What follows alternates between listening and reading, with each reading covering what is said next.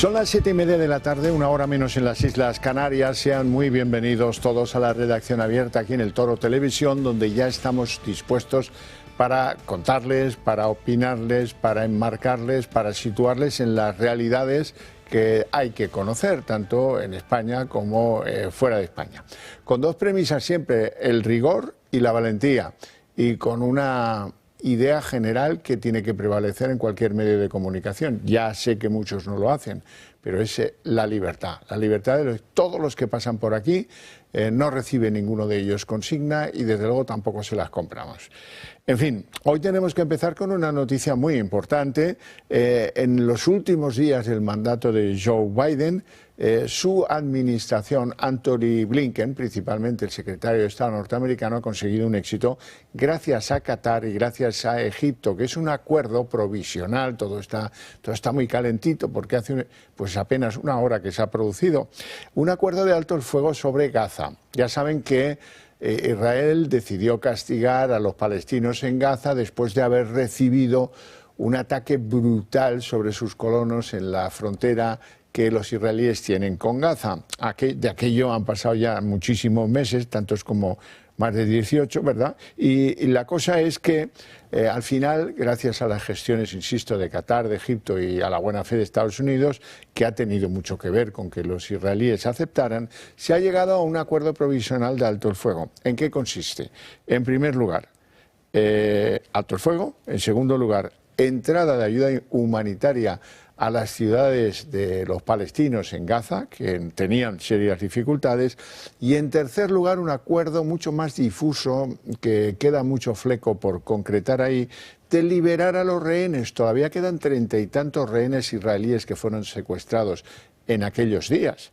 Bueno, intercambiar parte de esos rehenes, una treintena, tampoco sabemos cuántos de los que hay están o no están vivos, pero se trata de intercambiar una treintena, sobre todo niños. Hay dos niños muy conocidos en Israel, uno tiene, pues, los dos son muy pequeños, el mayor 4 años y el otro bastante menos. Intercambiarlos por detenidos, encarcelados palestinos por pertenecer o por ser afines a Hamas, al grupo terrorista Hamas. Bueno, pues ya les iremos contando cómo se va perfilando este acuerdo, pero es una muy buena noticia y acaba con uno de los 3 escenarios bélicos que tenemos en el mundo en estos momentos.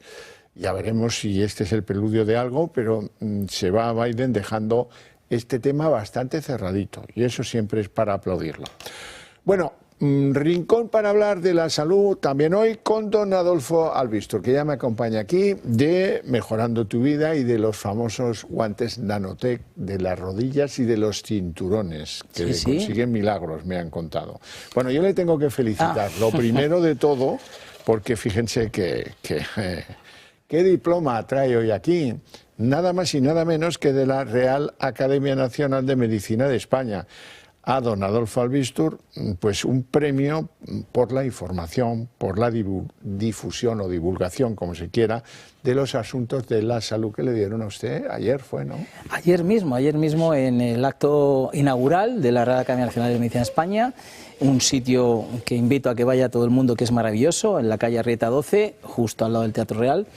Y bueno, pues tuve ese orgullo, ese placer, ese honor, esa ilusión de que, pues bueno, pues que me dieran este premio. En general, pues por esa labor, ¿no?, que hacemos día tras día de difundir la salud, además estando muy merecido, me parece, muy con merecido, 40 personas. Sobre todo porque yo, que desde lejos veo la tramoya del asunto, me da la sensación de que usted es el que insiste a los inventores, a los líderes tecnológicos que trabajan para sus productos. Oye, vamos a ver si ahora, sí, es que ha sido un éxito esto, sí, pero vamos a ver si solucionamos otro problema. Claro, y además siempre al lado de los médicos, que es muy importante, porque todo tiene que ser que ayudemos a esa labor que hace el médico, ¿no? Cuando, por ejemplo, cuando hablamos, no lo tengo aquí, el desfibrilador, estamos ayudando a que los servicios de emergencia, cuando lleguen, esa persona siga viva. Salváis vidas. Claro, cuando hablamos de artrosis, que es una patología que el médico de momento no puede curar, pues nosotros, si le evitamos a que ellos tengan que estar mandándonos los ibuprofenos, que ellos tampoco quieren estar mandándolo, y hay algunos remedios, como son estos guantes, que lo que van a conseguir es que ese dolor remita, que estemos mucho mejor durante el día, que podamos mover nuestras manos, pues para el médico también es un alivio, ¿no? De hecho, estas cosas nos las han recomendado los médicos, que junto con un inventor que ya trajimos aquí, pues la conseguimos. Entonces, en el tema de los guantes, siempre repito que es algo donde estamos trabajando diferentes tratamientos, ¿no? Onda corta, alta frecuencia, masaje, vibración, calor, la parafina. En el tema de la rodilla trabajamos con terapias de luz, que son las que se consideran buenas, que es infrarrojo y ultravioleta, para que penetre dentro de la rodilla y que ese dolor cuando caminamos, cuando subimos escaleras, pues no lo tengamos, ¿no? No lo estamos curando, pero estamos curando el dolor, que es bastante. Y en el tema del cinturón, que es algo tecnología parecida a la tecnología parecida, que lo que estamos consiguiendo es la parte cervical, dorsal y lumbar, que también es algo que duele muchísimo a la gente. Bueno, y por la misma técnica, o por la parecida a la de la rodilla, aliviar. Ojo, miren, el 30% de las personas que tienen más de 40 años está ya sufriendo en mayor o menor grado artrosis. Sí, sí, es verdad. Así es que vamos todos a aplicarnos el cuento, y si podemos evitarnos el dolor, bien tontos seríamos, ¿no? Claro, y además las personas que hacen más deporte, que está muy bien hacer deporte, pero claro, también desgastan antes, ¿no? Claro. Los altos deportistas... Aquí hablamos del desgaste de los cartílagos. Eso es lo que hace que el roce produzca dolor, deformación en muchos casos también, ¿verdad? Bueno, ¿qué hay que hacer para tener los guantes, la rodilla, ambas cosas, el cinturón? Bueno, pues llamar a un teléfono, sobre todo para informaros bien, porque, claro, cuando tenemos varios productos es interesante que nos digáis qué os ocurre, ¿no? Para que además, oye, en ese precio especial que hacemos a los espectadores del Toro Televisión, pues os podamos decir, mira, pues esto con esto va a ser este precio, y así que veáis que es asequible para todo el mundo. De verdad es que son unos precios muy buenos para que todo el mundo lo tenga, y además os regalamos el tensiómetro que habla. Así que tenemos un teléfono que es completamente gratuito, os invito a que llaméis ahora para que quede la llamada registrada y sepamos que sois vosotros. 900-730-122. Y lo mejor de todo, que estos señores pues son tan amables que si a ustedes no les convence, si no satisface sus expectativas, pues no tienen ningún problema. Para nada, nadie tiene que tener algo que realmente no crea que está siendo útil y no le esté beneficiando. Así que no tengáis ningún miedo en eso, que a veces que compramos cosas y en qué momento lo compré. No, si lo compras y a ti no te satisface, no lo devuelves y no te ha costado nada. Adolfo Albistur, felicidades, insisto, muchas gracias por la visita y por asomarnos a este mundo de la sanidad o de los remedios que podemos aplicar a algunas cosas que a mucha gente las tienen absolutamente de los nervios. Gracias, Xavier, a ti, muchas gracias. Continuamos con la actualidad internacional, porque Biden ha decidido, le ha salido bien la jugada de lo de Gaza, pero ha decidido retirar a Cuba de la lista de patrocinadores del terrorismo, y a cambio pues exige que se liberen algunos presos políticos que están en Cuba por tener opiniones o haber protagonizado protestas en las ciudades cubanas. El acuerdo ha sido muy mal recibido en Cuba porque esperaban mucho más. Esperaban que Biden le retirara las sanciones económicas, y algo ha hecho, pero más bien administrativo, burocrático, etcétera, pero no ha convencido al gobierno de Cuba y tampoco al que hace de oposición títere. Y bueno, hay que contar el lío que ha montado Maduro con Puerto Rico. Maduro está molesto. Después de jurar por el sable, el pajarito, Bolívar y el primo de Bolívar, resulta que ha visto que llega a la presidencia americana Donald Trump y ha leído pues que, hombre, que quiere comprar Groenlandia, que quiere cambiarle el nombre al Golfo de México, que tiene algunas ideas, que ya veremos luego qué queda de ellas, expansionistas.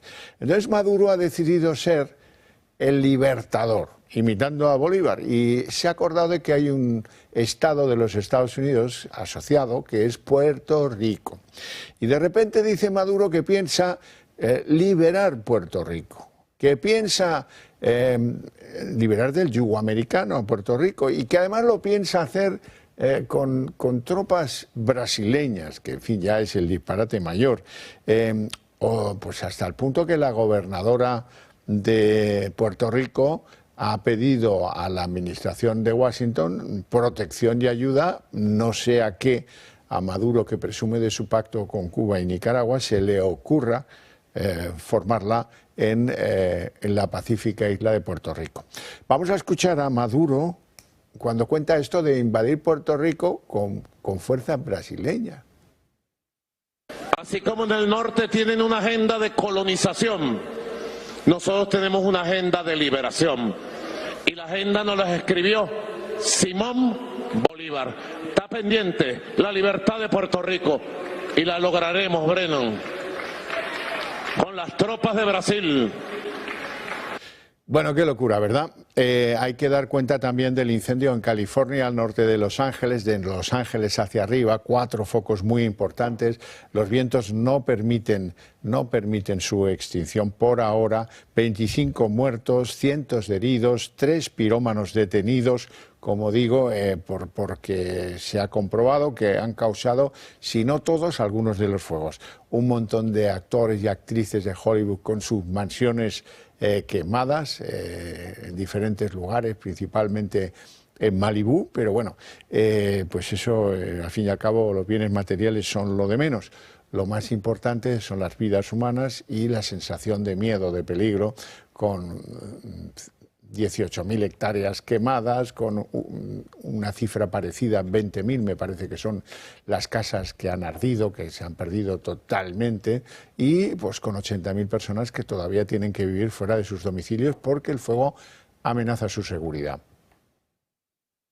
Y ya en el entorno genuinamente español, hay que dar constancia de que la Guardia Civil ha empezado a buscar víctimas en un lugar diferente, en el Barranco de Pedralba, en Valencia. Se trata de víctimas de la Dana, naturalmente. Les recuerdo que hay 3 pendientes de localización y que, bueno, pues veremos a ver si estos trabajos ofrecen algún hallazgo. Así lo explicaba un portavoz de la Guardia Civil.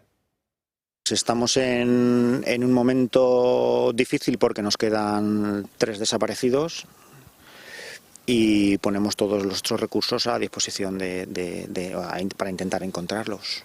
Entonces estamos en un punto que cualquier información nos es válida y ahora estamos recibiendo solicitudes que se solicitaron en su día, como geolocalizaciones, y entonces tenemos otro halo de esperanza de encontrarlos con las nuevas informaciones. Bueno, y vamos a hablar de drogas. En el día de hoy también vamos a hablar de drogas. Es importante que ustedes escuchen y vean para que entiendan que el problema de la droga ya está muy metido en nuestro cuerpo, en el cuerpo social español, que amenaza nuestra seguridad. Obviamente que tenemos una especie de atracción magnética para algunas mafias. Por ejemplo, hoy les voy a poner un ejemplo. La mafia albanesa. Albania, ya saben, en el Tirreno, el Adriático, para allá. La mafia albanesa se ha infiltrado en el puerto de Vigo, que está en el Atlántico. ¿Por qué lo hace así? Pues porque este es una plataforma en nuestro país excelente para hacer negocios con América Latina y negocios prohibidos también. Esta mafia albanesa hacía desembarcar cocaína en el puerto de Vigo. Les recuerdo que en el último año se incautaron 10 toneladas de esta droga llegadas al puerto de Vigo, descargas que han reactivado pues, la ruta que tenían otras mafias de otros orígenes. Aquí están todos representados aquí. Por lo tanto, hay que tomarse este asunto en serio y hay que empezar a legislar para que en el futuro no tengamos alguna parte de este país, en el sur, en el norte, eso da igual, que sea como el Estado mexicano de Sinaloa, donde mandan los narcos y no se atreve ni la Policía Federal, ni por supuesto los juzgados a decirles ni mu. Vamos a Madrid. En Madrid, pues que son además ingeniosos, tienen mucha pasta, son ingeniosos y están dispuestos a poner ingenio en sus actividades. Hay unos botes, unos frascos que llevan normalmente chicle, que llevan galletas, y que ahora sirven algunos mafiosos de la droga para mover pastillas. ¿Cuántas pastillas han movido de esta incautación que ha hecho la policía? Con 10 detenciones y que incluso vendía al extranjero. Pues nada, chico, unas 24.000, entre 24 y 25.000 pastillas, amén de otras drogas que también por el procedimiento de los botes de chicle, de los botes de galletas, pues lo movían de un sitio para otro hasta llegar al cliente, que es el que alimenta el negocio, y un negocio muy lucrativo. De ahí nos vamos a ir a Sevilla, porque tanto miedo da la droga cuando la ves, o los billetes cuando los ves amontonados, o las armas de fuego con las que custodian la droga, como el fruto de la droga. Hay que blanquear.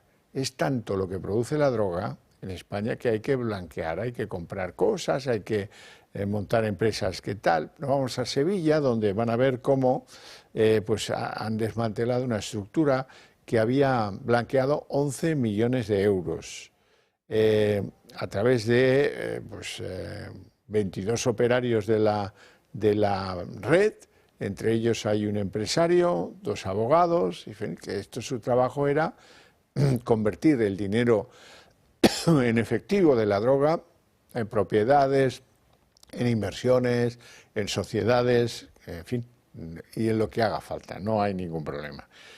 Bueno, y el comisario de Barajas, alguien se acordará de cuando fue detenido, Carlos Salamanca, era un comisario muy conocido en el aeropuerto de Barajas, por el que ahora les tengo que contar, para el que ahora piden 3 años de cárcel.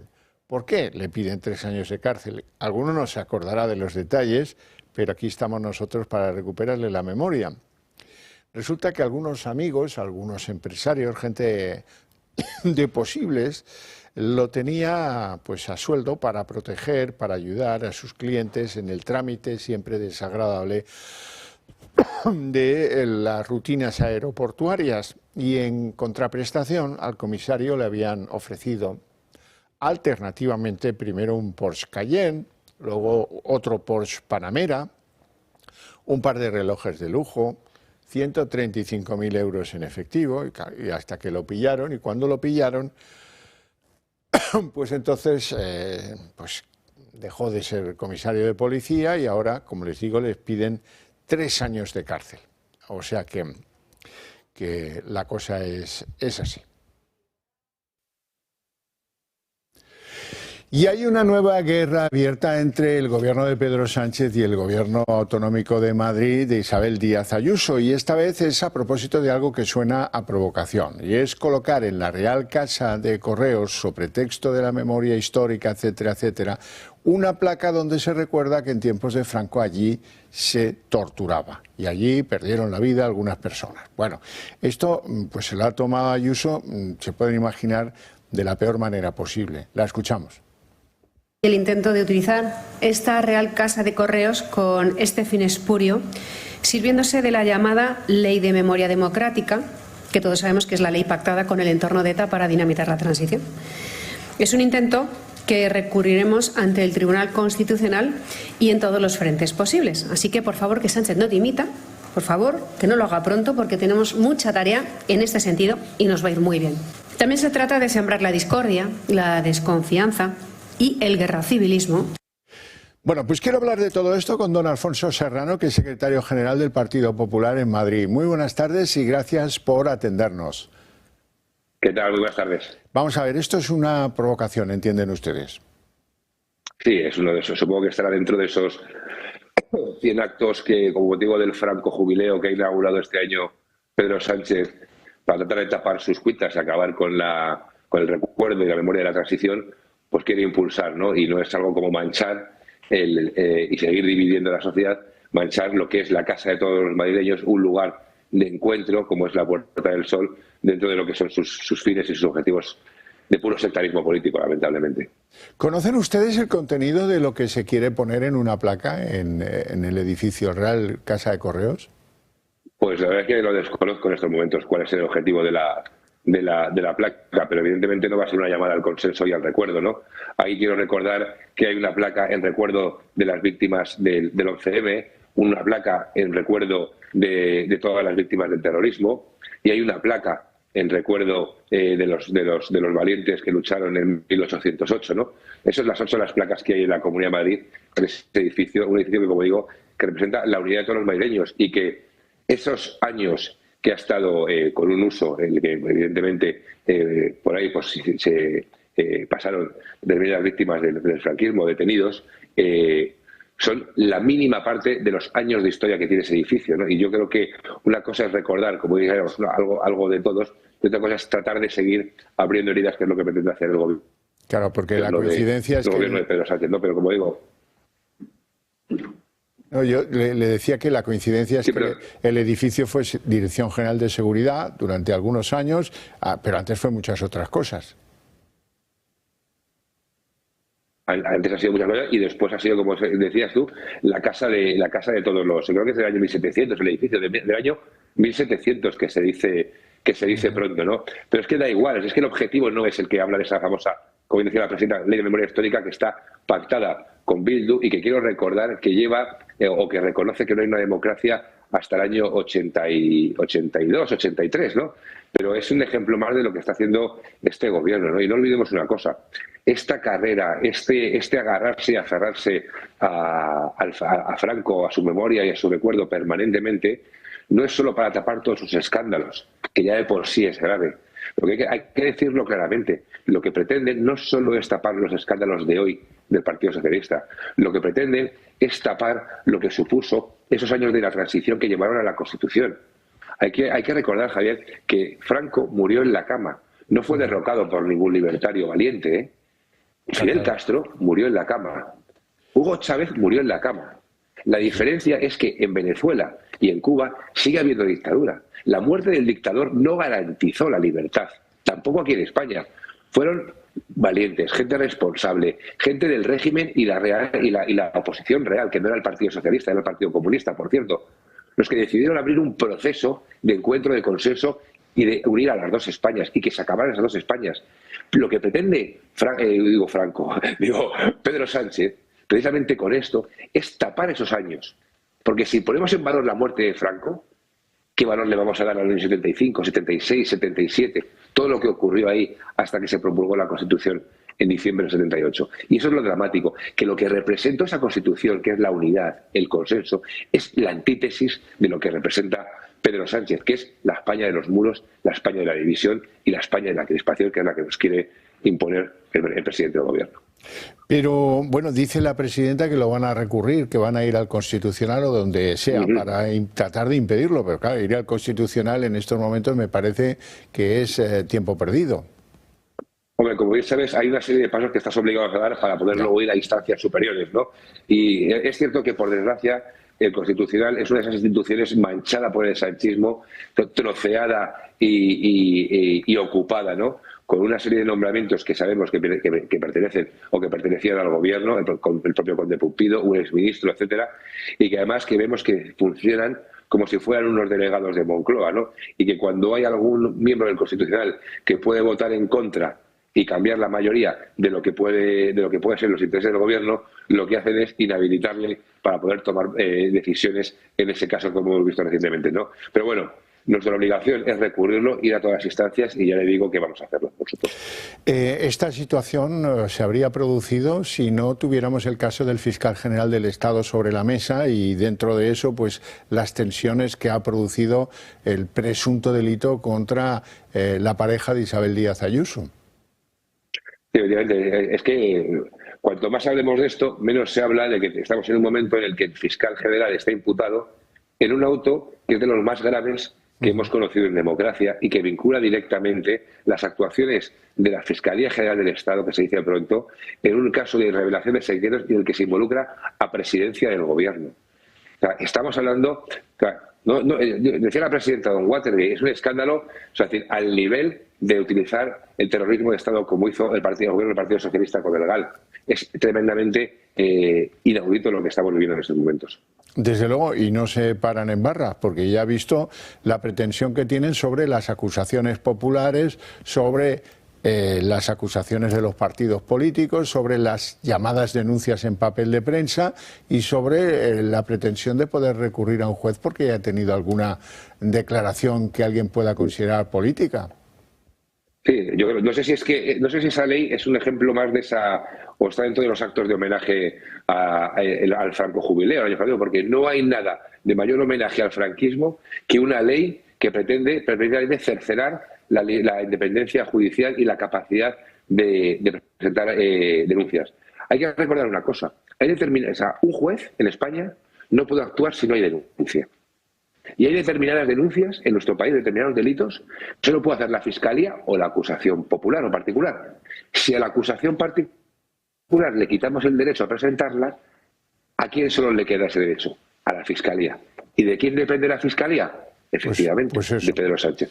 Por tanto, estamos ante un ataque tremendo a lo que es la independencia judicial y, sobre todo, que se está haciendo en un momento para proteger al entorno personal del presidente del gobierno.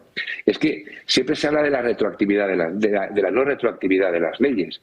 Y esta ley que pretenden impulsar pretende que afecta a procesos que están en estos momentos en marcha. Es decir, otro escándalo más y un ejemplo de que esto cada vez se parece menos a una democracia y se parece más a eso que están desde este año tratando de homenajear y de recordar.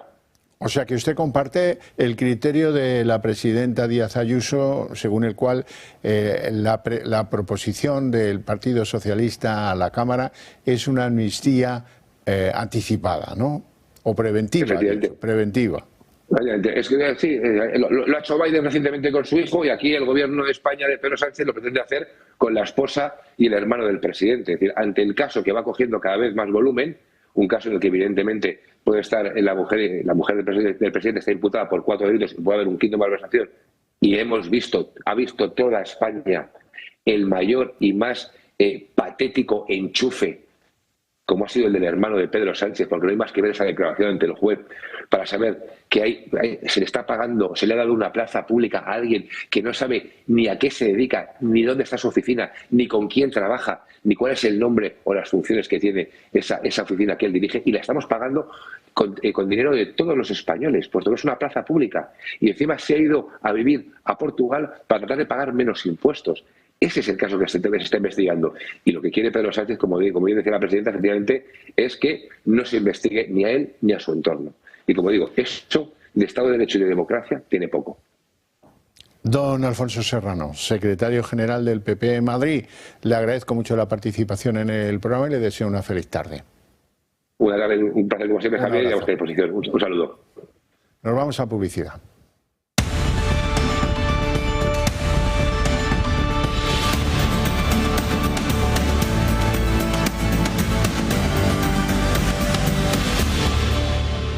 Y yo os lo digo siempre, si queréis que vuestras ideas se trasladen a más españoles y sean más definitivas en la construcción política del país, pues no lo fiéis todo a las cenas navideñas del cuñado y tal, o las de empresa o tal. No.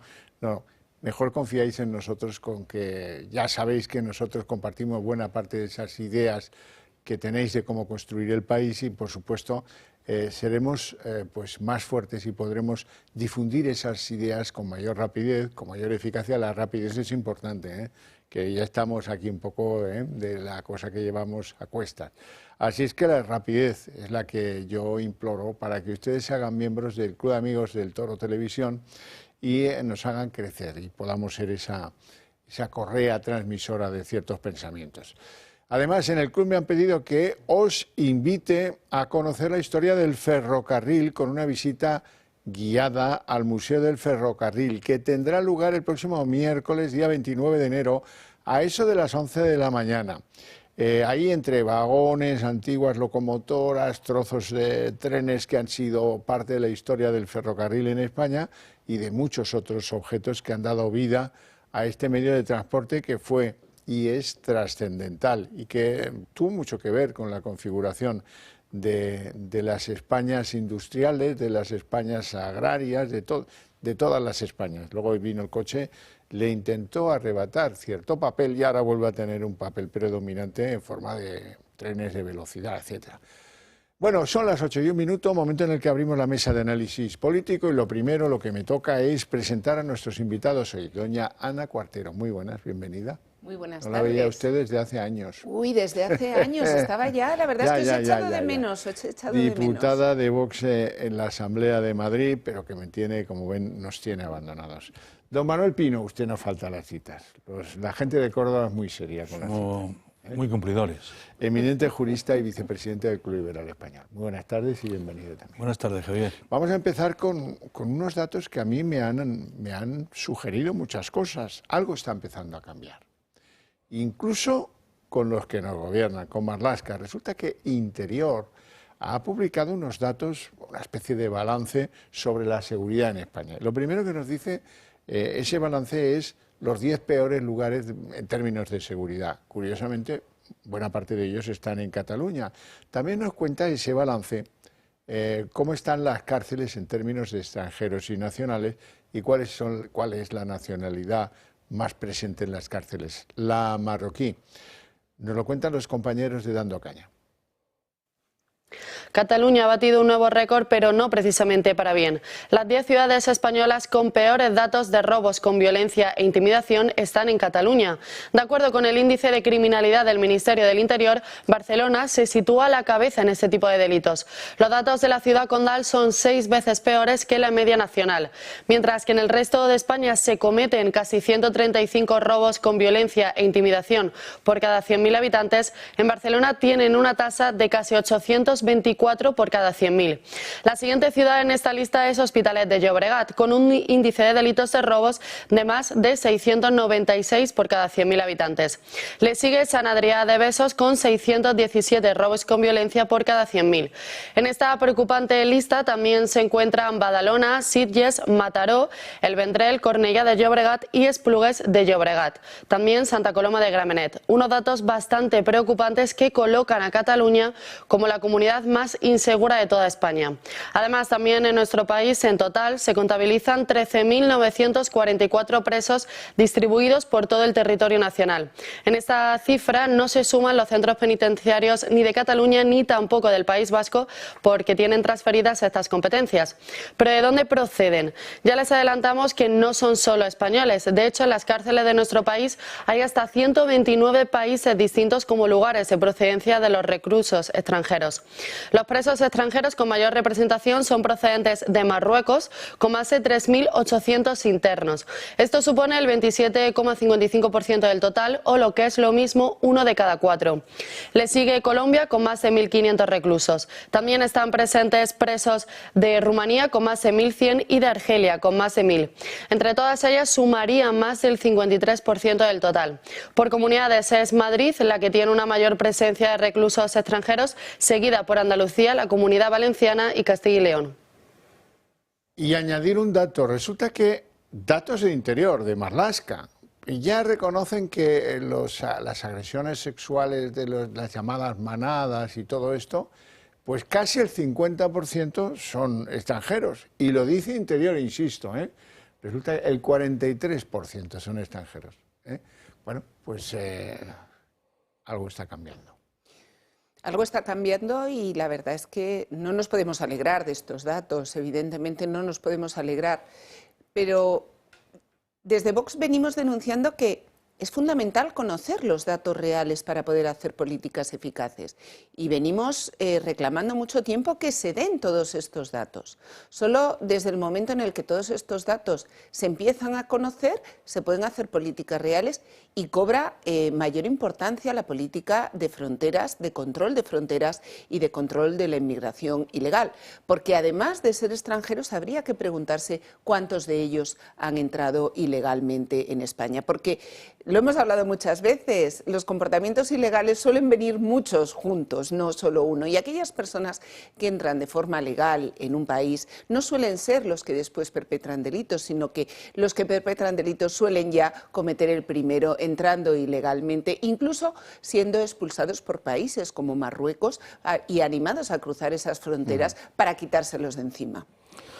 Bueno, la inmigración en Cataluña, Javier, tú conoces que ahí se oponía los dirigentes catalanes siempre a que hubiera migración de habla hispana. No querían hispanoamericanos y querían cualquier país que no fueran hispanoamericanos porque hablaban castellano y ellos no querían que el castellano estuviera allí difundido, digamos, en la sociedad emigrante, ¿no? La sociedad emigrante es necesaria, España necesita emigración. Si queremos seguir creciendo, si queremos ser competitivos, hace falta mano de obra, hace falta migración, hay que tenerla.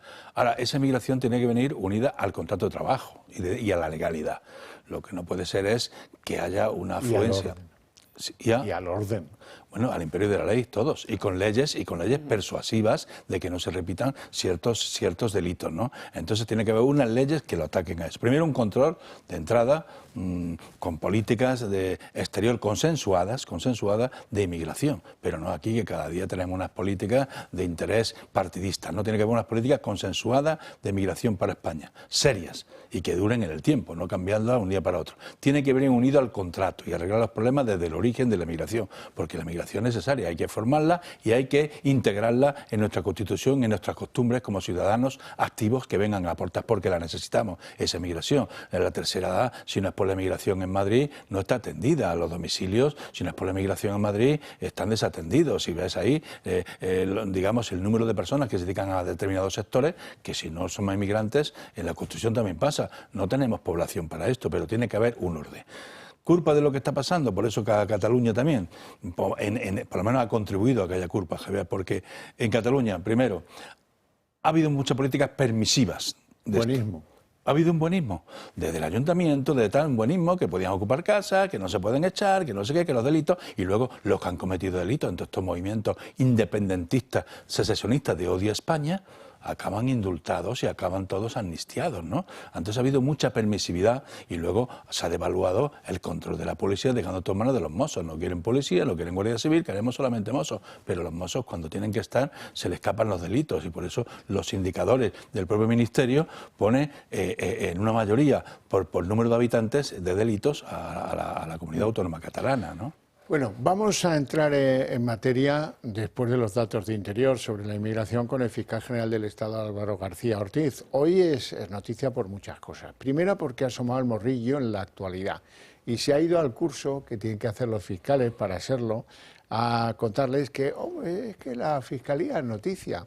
Mientras Félix Bolaños le daba palmaditas en la espalda, el gobierno sigue a bofetadas con el Tribunal Supremo, que mantiene la imputación y que un día antes de que pase a declarar por la imputación de la revelación de secretos del novio de Ayuso, etcétera, pues la Sala Tercera del Supremo va a decidir si lo revoca del cargo o no lo revoca del cargo, que menudo descrédito lleva la Fiscalía con todo este asunto. Un descrédito que ha llamado la atención a Felipe González, que ha sido el que ha dicho esta mañana que solo en las dictaduras las fiscalías dependen del gobierno.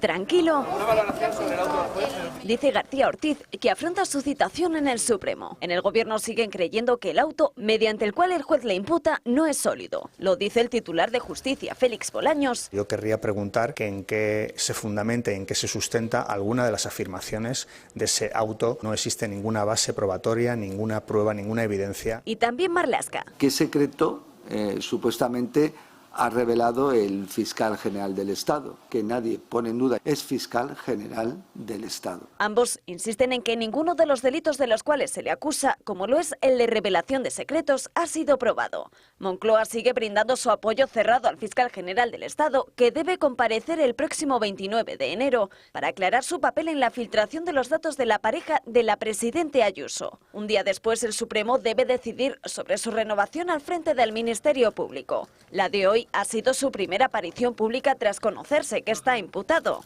Un acto al que ha acudido en presencia de quienes se inician en la carrera fiscal y en la que les ha dicho que deben acostumbrarse a estar en el foco público. Es evidente que la Fiscalía es noticia, que el fiscal general del Estado es noticia. También a eso nos vais a tener que acostumbrar cuando trabajéis. Tanto en Moncloa como en Ferraz han rechazado la petición de dimisión del expresidente González. El fiscal general no es del gobierno, es del Estado. Al servicio del gobierno estaba en la época de Franco, que ahora estamos recordando. Yo, si estuviera en su lugar, dimitiría. Propuesta a la que también se suma Ayuso. Debería dimitir. Quien recuerda que la utilización de la Fiscalía solo es propio de dictaduras donde no hay libertad. Bueno, ha dicho una gran mentira, lo poco que ha hablado Álvaro García Ortiz. Los fiscales generales del Estado no han dado un ruido en este país hasta que llegó al cargo Dolores Delgado. Y luego ha venido que ya es el escándalo mayor, mayúsculo. Pero hasta entonces la gente no sabía quién era el fiscal general del Estado. ¿Cuántos años, verdad? Exactamente, y además el fiscal general del Estado tiene que darse cuenta que la noticia no es el fiscal general del Estado, es Álvaro García Ortiz, que haciendo uso de su condición de fiscal general del Estado ha revelado datos personales. A mí la verdad es que me llama la atención la postura del Partido Socialista, porque lo que se está juzgando no es si Miguel Ángel Rodríguez, a mí me puede gustar muy poco, como de hecho me gusta muy poco, tiene un comportamiento adecuado o no. No es si el novio de la presidenta de la Comunidad de Madrid ha defraudado o no a Hacienda, cosa que tendrá que resolver con los tribunales. Aquí lo que se está juzgando es si el fiscal general del Estado, haciendo uso de su puesto... Más que uso, abuso. Abuso no, y sobre todo, él sí que tiene que tener una postura ejemplar, que es el máximo garante del cumplimiento de la ley en España. Entonces, toda esta defensa que está haciendo de él el Gobierno y el Partido Socialista me parece que carece de todo fundamento, porque el fiscal general del Estado sí que tiene que ser ejemplar. Y un fiscal general que destruye una potencial prueba como es su teléfono móvil, cuando él mismo debe saber la importancia que puede tener el teléfono móvil, o hace desaparecer correos electrónicos, pues evidentemente solo por eso, independientemente de lo que diga o pueda decir, porque puede decir Pedro Sánchez de quién depende el fiscal general del Estado, pero desde luego si él tiene voluntad de imparcialidad, tiene los mecanismos adecuados para mantenerse imparcial. Pero él ha hecho cosas que le implican directamente cómo destruir el teléfono móvil, que es un hecho objetivo por el que solo por eso debería haber dimitido ya. Bueno, lo primero que voy a decir, Javier, sobre esto es que me ha parecido absolutamente impresentable, una vez más, que el ministro de Justicia cuestione la labor de los jueces y la independencia del Poder Judicial. Y jueces nada menos que del Tribunal Supremo. El Tribunal Supremo actúa por indicios de todo lo que ha tenido en la mesa, y ha tenido no solamente las declaraciones a las que ha tenido lugar su investigación, sino también informes de la Fiscalía, de la UCO, donde le ha pedido comunicaciones, donde ha pedido teléfonos, donde ha pedido suficientes elementos de indicios para decir: usted va ahí como investigado, señor fiscal general del Estado, porque según lo que yo tengo en la mesa, parece que usted es el que traslada esa información privada que no debe de salir a la luz pública de nadie, ni del novio de uso, ni de ningún ciudadano de los que conforman el Estado español, no deben salir esos datos secretos. Y usted lo ha puesto en la plaza pública, mandándolo en primer lugar a la Moncloa, para utilizarlos con fines partidistas, para atacar a un contrario político, para atacarlo y para hundirlo, porque usted no quiere convivir con los adversarios políticos desde la discrepancia, quiere hundirlo, machacarlo. Y entonces eso es lo que se está cuestionando aquí. Aquí han salido datos confidenciales de la Hacienda Pública y de la Fiscalía para machacar a un adversario político, y todos en connivencia, ponle un poquito de cianuro, no sé qué y tal. O sea, parece que aquí ha habido datos que no hace falta, mucho. Y luego borrar los teléfonos, como ha dicho Ana, borrar los teléfonos, cambio de teléfono. Vamos a ver, y me parece que está claro el tema de Lobato en la Asamblea, donde estás tú, Ana. El Lobato, pues mira, el hombre tuvo luces, dijo: oye, ¿esto dónde viene? Claro, pero déjame recordar dos notas a pie de página. Una, hubo una fiscal que no quiso colaborar con esta operación y que declaró ante el instructor del Supremo, el juez, el magistrado Hurtado, dijo que: yo ya les dije que esto no se podía hacer. Que no, que los datos personales no vamos a olvidar. Lastres, luego ¿sí? Hay otra cosa muy importante que se le olvida a Bolaños y a Marlaska y a todos estos. Por cierto, que mal habla Marlaska, tantos años de juez. Y es que el propio fiscal dijo: he sido yo. ¿Tú te acordarás? Sí. He sido yo, no busquéis más.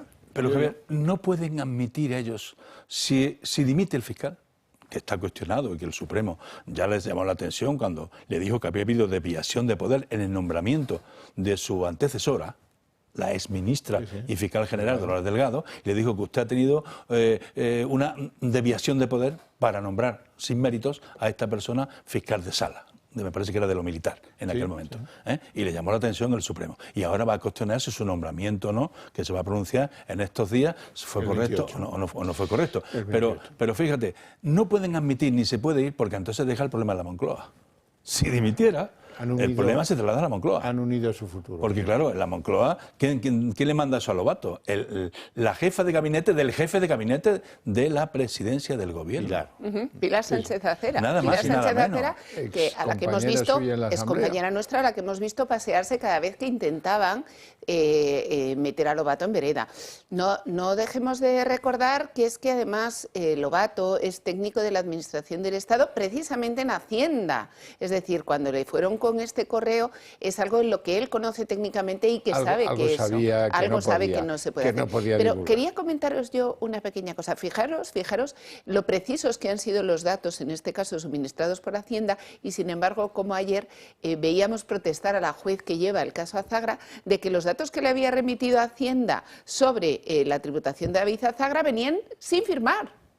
El informe venía sin firmar. Es decir, cómo en un caso se da todo y a través de la Fiscalía se difunde y sin embargo en otro caso cuando afecta al hermano del presidente del gobierno ni siquiera se firma ese informe. O como pasó con el BBVA, que parece ser que nadie revisó que los datos que se habían dado sobre las cuentas de Begoña Gómez no eran correctos.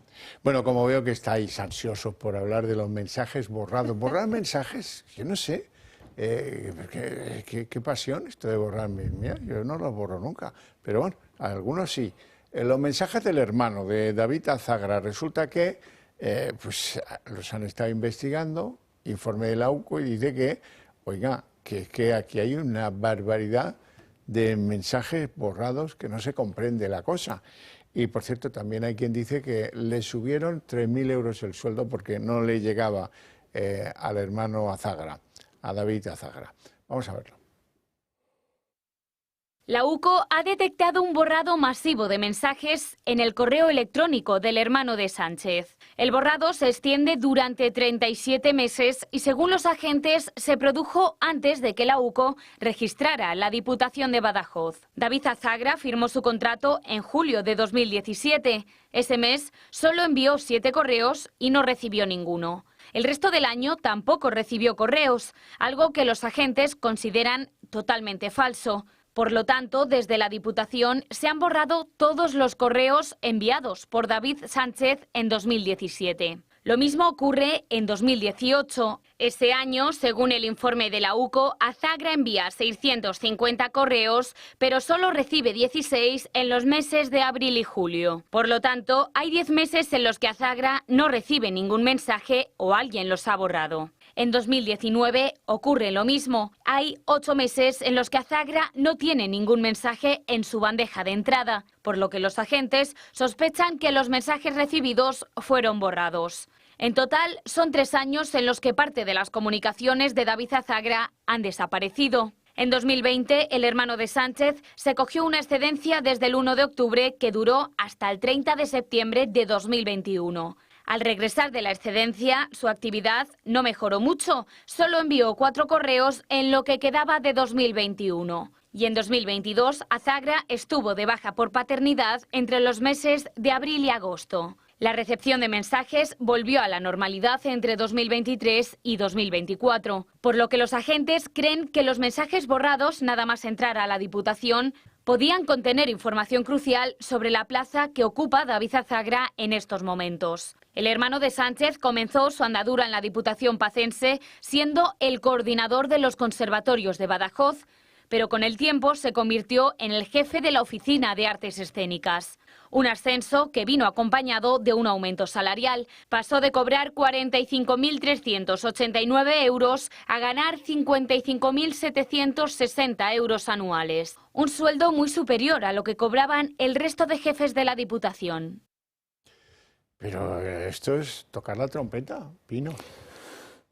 Javier, el tema es muy oscuro y el tema pues tiene muchas sombras, son muchas sombras en la forma de la contratación, en las explicaciones que ha dado, que lo vio, que se quedó sin empleo y que lo vio una mañana en Google tomando un café y que había una oferta dedicada a él y que fue allí la primera vez a Badajoz y ella se entrevistó y que rompió en la entrevista y que lo pusieron la mejor nota y que lo contrata. Y luego un balance de la labor que ha hecho y la productividad que ha generado y las funciones que ha hecho y de su currículum allí, lo tiene que saber la Diputación. ¿Por qué dice la Diputación que no tenía ningún trabajo de teleasistencia sino presencial y no ha ido?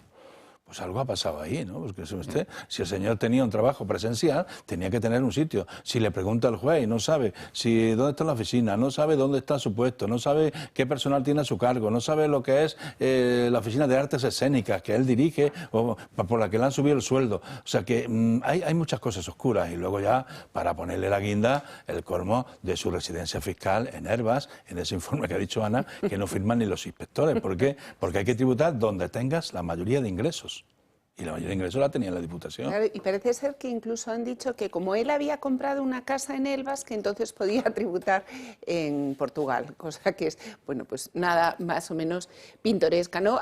Yo quería detenerme en todo este tema del borrado de los correos, porque a mí me divierte mucho, entre comillas, si se lo puede llamar divertir, cuando lees estos informes y ves, en el fondo, vamos a ver, borrar los correos como evidentemente parece que los ha borrado. No sé, tiene que haber una trama muy organizada, porque claro, un correo electrónico llega a un buzón, pero es que sale de otro. Entonces, realmente para hacer desaparecer todas las pistas de los correos electrónicos de David Zazagra, no solo hay que borrar su buzón, sino que hay que borrar los buzones de correos de todos aquellos que hayan enviado un correo a David Zazagra. Y todos aquellos que hayan recibido una copia de un correo que se ha enviado a David Zazagra, o todos aquellos que hayan recibido en su histórico una copia del correo que se ha enviado a David Zazagra. Tenemos la suerte en España de que tenemos la UCO y tenemos mucha gente que sabe mucho de estos temas y, por supuesto, yo estoy segura de que antes de que esto haya salido a la luz, este borrado de correos, estoy segura de que la Guardia Civil y las unidades de investigación están haciendo su trabajo y, lógicamente, tendrán que esperar a que tenga todas las garantías jurídicas para hacerlo. Pero espero que hagan lo que hagan con la acusación popular. Es decir, aunque todos estos procedimientos que se hayan iniciado por acusación popular no hayan terminado, espero que el Partido Socialista no consiga sacar adelante esta iniciativa que tiene para además cortarlos y efectivamente acabaremos sabiendo todos esos correos electrónicos, dónde están, de quién procedían y cuál era su contenido. Estoy absolutamente seguro, si se está resolviendo casos de hace 20 años cuadrando señales de telefonía móvil, pues yo creo que el señor David Zazagra ha demostrado que no tiene capacidad suficiente para engañar a la UCO. Vamos a hacer una pausa para la publicidad y volvemos en apenas 2 minutos.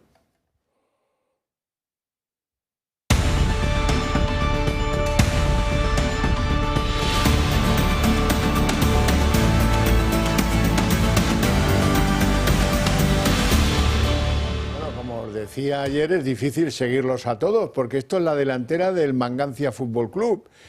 Voy a intentarlo. Venga, vamos con la trama. La trama resulta que ahora, además de los hidrocarburos, de las mascarillas, de las Jessicas y de las no Jessicas, por cierto, que el Partido Popular llamará a la comisión del Senado a la novia de Ábalos, a la que Ábalos decía que era su novia, que parece ser que es exnovia.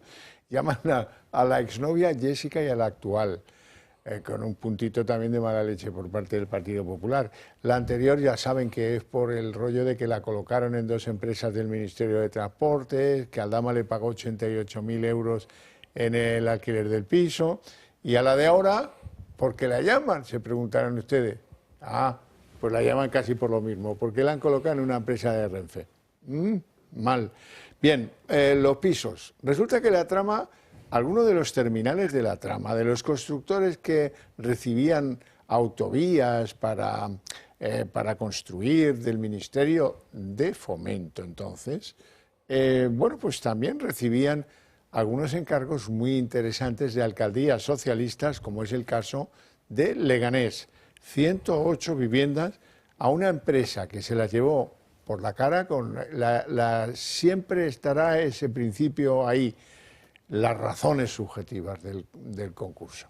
Bueno, pues se lo llevó, la empresa quebró, no ha terminado los pisos, se llevó la pasta, un escándalo nuevo, más.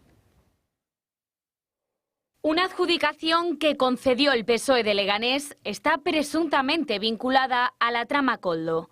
El Ayuntamiento de Leganés adjudicó un contrato de 16 millones de euros para construir 108 viviendas públicas a la empresa levantina Ingeniería y Construcción, presidida por José Ruz. La compañía, en el punto de mira por su vinculación con la trama, consiguió la adjudicación a pesar de presentar una peor oferta económica que los otros licitadores. LIC realizó una oferta económica con un importe de 15,9 millones de euros, mientras que las otras licitadoras, Ortiz Construcciones y Acciona, presentaron una oferta de 14,83 y 14,78 millones. Es decir, propuestas que eran 1 millón de euros más baratas que la de Levantina. Sin embargo, la constructora de José Ruz consiguió la adjudicación gracias a la puntuación subjetiva.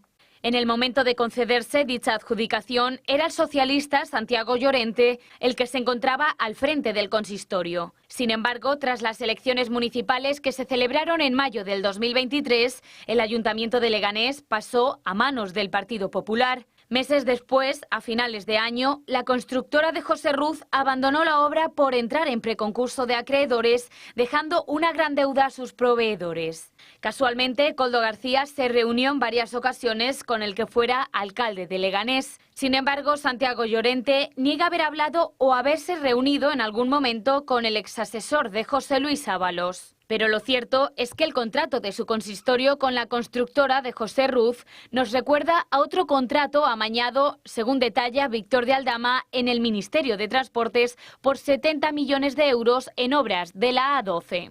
En ambos casos, la constructora de José Ruz consiguió la adjudicación a pesar de realizar una mala oferta económica. Ya lo decía Simenón, cherchez l'argent, esa es la línea, l'argent, la pasta. Es que ahí en la adjudicación se olvidaron del criterio de solvencia de la compañía, porque claro, no acabó ni las obras, creo que presentó concurso de acreedores en la fase de ejecución, ¿no? Hombre, parece que el ministerio que dirigía Ábalos, la empresa también de Levante, que coincide también del territorio donde viene Ábalos, y él es diputado por Valencia, ¿no? Y él es de Alicante, ¿no? Pero, chicos, tendría que salir. Ahí hay un tomate que quieren oscurecerlo, bastante notable, muy de muchas gamberradas dedicadas a conseguir dinero de las contrataciones públicas y de privilegios y favores entre unos y otros, que el alcance de todo esto, pues yo creo que no lo sabemos todavía, pero ahí tiene que haber una situación, hay que dejar que trabaje la justicia y defender la presunción de inocencia, pero el tema todavía no está visto en su integridad. Hoy ha salido una, mañana puede salir otra, claro, pero claro, lo que está claro que aquí ha habido unos comportamientos absolutamente rechazables y que lo vio el propio PSOE, que en 24 horas cuando se enteró lo puso en la calle del escaño, que le dijo que dimitiera y no se fue, del partido, que era el secretario de organización, el tercero del partido en el mando, era el que mandaba en el partido, y le hicieron un expediente para expulsarlo del partido, que todavía está por resolver. Claro, eso no se hace porque hay infundios y hay cosas, tienen una información que no falta del tema de lo que pasó en ese ministerio y lo que pasó con la contratación pública. Y con los favores. Bueno, realmente a mí este es un tema que me hierve la sangre, porque es que es constante y es constante en toda la clase política. O sea, lo que se está haciendo en España con la adjudicación de los contratos, en este caso es el Partido Socialista, pero es que te vas al informe que acaba de sacar la Cámara de Cuentas sobre la ejecución de los planes de fomento de la vivienda, el fomento del alquiler, es decir, los planes para los que van destinados todas estas casas, con el problema de vivienda que tenemos. Y la conclusión es que la propia Consejería de la Comunidad de Madrid le niega a la Cámara de Cuentas la información necesaria para poder fiscalizar la actividad. O sea, este es un problema generalizado. Yo creo que os he contado aquí muchas veces que tuvimos que renunciar a la presidencia de la Comisión de Vigilancia de las Contrataciones en la Comunidad de Madrid por el bloqueo al que era sometida por parte de la mesa de la Asamblea. Es decir, el tema de la contratación pública hay que tomárselo muy en serio. Yo le decía al presidente de la Cámara, digo, es que lo que hay que hacer es convertir todas las comisiones en comisiones de vigilancia de las contrataciones y hacer pasar a todos los consejeros, a todos los ministros, a todos los directores generales y ponerles, como tú dices, al frente de si están exigiendo solvencia, al frente de si están utilizando los procedimientos adecuados. Porque hoy sigo viendo procedimientos de emergencia. De una supuesta emergencia social, que la Cámara de Cuentas ya ha dicho que no existe en la Ley de Contratos del Sector Público. Hay un 20% del presupuesto de la Administración que va a contratación y a subvenciones a dedo.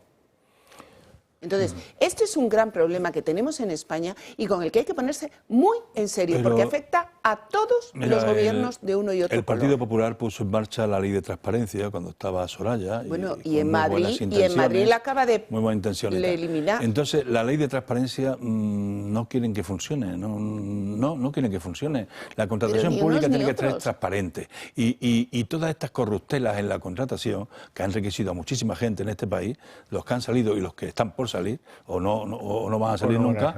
Entonces, claro, este tema lo que hace es debilitar el sistema sistema democrático, perjudica a todos el sistema democrático, porque los partidos políticos no han dado ejemplo de la transparencia y de su papel cada día con su protagonista, que sean ejemplares para trabajar para el interés general y para la ciudadanía. Se ve, bueno, mira lo que tienen ahora, charlotada de tú eres más, ahora vamos a criticar, o ahora llevo a la novia de Ábalos, en eso de las comisiones de control. ¿Cuánto se tarda ¿Para qué sirve la comisión de control detectar esa del irregularidad? Que tú has visto clara. ¿Cuánto se tarda en detectar una irregularidad de no haber exigido una adecuada solvencia técnica o una adecuada solvencia económico-financiera? No. 10 minutos. Porque no se estaba en eso, estaban a adjudicarle el contrato. Dejemos la contratación, que cuando uno no quiere, la cosa no avanza. No avanza, claro. Tú quieres dársela a un tío y te inventas los motivos subjetivos. Ya está. Pues, mira, pero olvídate. se pilla muy pronto. Y el precio, no, el precio da igual, porque tenemos aquí una cosa que son los presupuestos mejorados, que ya se pacta previamente, una basura. Que es así porque queremos, porque los que gobiernan en este país no quieren que cambie. Bien, tengo yo que felicitar a su partido, porque resulta que la Audiencia Provincial ha decidido que no fue justo el archivo de una querella que planteaba Vox a propósito de qué ha pasado con el software de Begoña Gómez.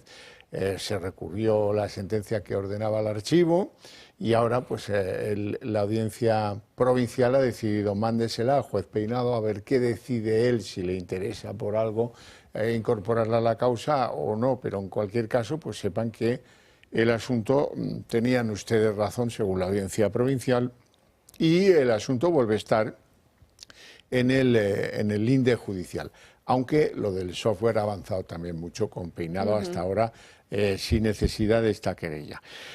Bueno, quiero que conozcan opiniones encontradas a propósito del intento de los socialistas de acabar con la acusación popular. Si tienen memoria, esto era lo mismo que decía Rafael Catalá cuando era ministro de Justicia del PP, que esto hay que acabarlo, que es una barbaridad, que no puede ser. Era el caso Lezo, era el caso Bárcenas. Ahora lo dicen los socialistas. Y reacciona, por ejemplo, Isabel Díaz Ayuso. Dice Ayuso que la ley Begoña se trata de, en realidad, de limitar la acusación particular, y dice que lo hacen como una amnistía un tanto anticipada. Esta proposición de ley es una especie de amnistía preventiva a la familia de Pedro Sánchez y a su entorno más cercano, incluido el imputado fiscal general del Estado. Se podría haber resumido en un artículo único que dijera: queda terminantemente prohibido ejercer la acción popular contra el presidente Sánchez, sus familiares, el PSOE o cualquier socialista afín al sanchismo. Bueno, y Félix Bolaños, que no en vano es titular no solo de Presidencia, sino también de Justicia, dice que, oiga, ¿qué es para el ministro de Justicia? ¿Qué son las acusaciones populares? Pues él lo ha dicho claramente hoy, una feria de ultras con ganas de querer ser conocidos. Y es que es necesario regular la acusación popular porque en este momento es una feria de ultras con ganas de publicitarse. Y por tanto tenemos que regular esa acusación popular y tenemos que ponerla en línea con lo que sucede en el resto de países de Europa. Piensen que hoy la Fiscalía Europea funciona en España y no existe la figura de la acusación popular en la Fiscalía Europea. Pero no hay ningún país en Europa donde el presidente del gobierno salga y diga ¿de quién es la Fiscalía? Pues eso, hombre, no lo hay. Por cierto, la portavoz de Vox, Pepa Millán, ha pedido hoy que Bolaños comparezca en el Congreso. Sánchez quiere modificar el sistema jurídico a su medida e imponer el falso relato del acoso judicial para justificar sus leyes con las que maniatar a los españoles y la justicia y quedar impunes ante sus escándalos. Y aún queda la vergüenza de lo que supone tener al fiscal general del Estado imputado.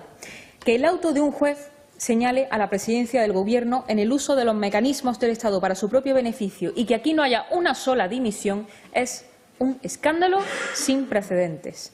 Y si otros partidos pretenden que los españoles no conozcan lo que está haciendo el Gobierno o quieren distraernos con otros asuntos, nosotros no vamos a caer en eso. Por eso, entre otras cosas, hemos solicitado la comparecencia del ministro Bolaños en la Comisión de Justicia para que explique una ley que lo que hace es blindar a Sánchez y su corrupción. Don Manuel Pino. Bueno, el asunto este de la acusación popular, primero, viene como una forma de ejercer la justicia en la Constitución en el artículo 125. Es una forma de ser la acusación popular.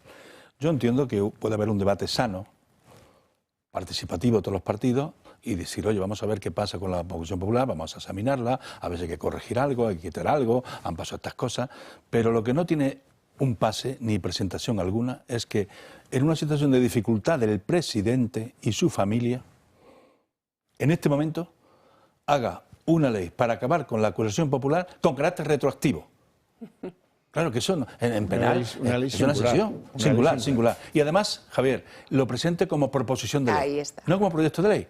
Una proposición de ley para evitarme el dictamen de los órganos consultivos porque me van a sacar los colores en esta chapuza jurídica que yo quiero hacer. O sea, están dispuestos a todo. Pero yo puedo entender que haga falta una revisión de este tema. Oye, aquí hay estos problemas, tenemos que debatirlo, tenemos que presentar enmiendas y hacer una cosa mejor porque este tema se puede ir de las manos, que los partidos lo utilicen para echarse uno. Pero el filtro ya está puesto, son los jueces, que muchas veces que no admitan. Claro. No se puede hacer pero claro, como han simplificado, no se puede hacer por recortes de periódicos, han simplificado ahí el fondo de la ley. No, el fondo es que usted que con carácter retroactivo salvar hasta Puigdemont. Exacto. Claro. Para que le aprueben los presupuestos. Sí, lo más importante y a sus hermanos y a todos. Y entonces que se acabe todo esto, porque con esta ley aprobada con 50+1, si estáis de acuerdo todos, se acabó aquí el pastel y ya se acabó el procesamiento de mi hermano, de Begoña, del fiscal. Y todo esto lo arreglo de un tirón. Y alguien le ha dicho que ese es el camino y con un par, lo ha puesto en marcha, saltándose todo. Proposición de ley del Grupo Parlamentario Socialista.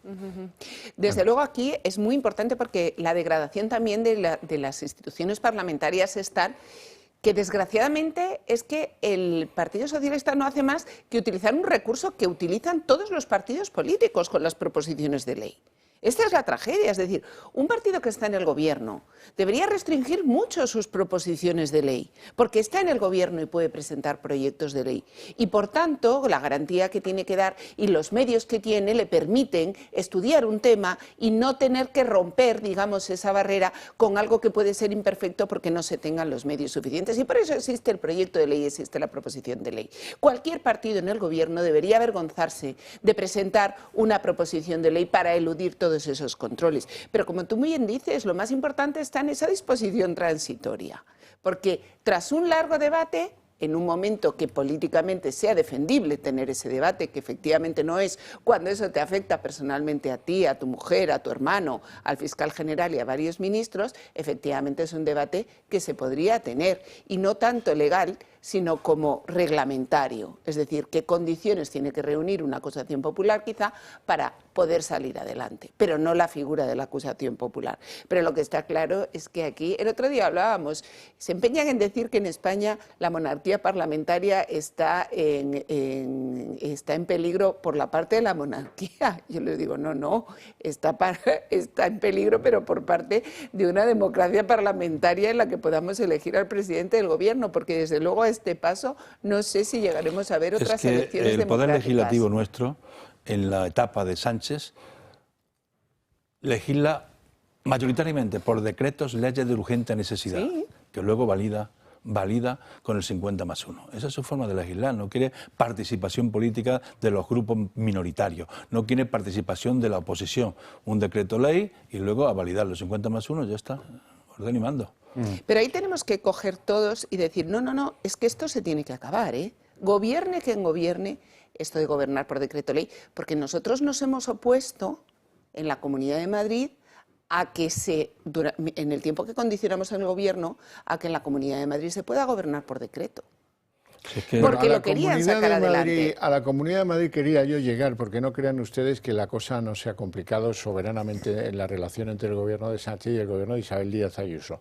No solo por la placa que el gobierno quiere poner en el Real Edificio de Correos, reivindicando la memoria democrática, aquí se torturaba, aquí no sé qué, aquí tal, que los ha puesto como panteras, sino porque van a continuar con lo del pareja de Ayuso, Alberto González Amador.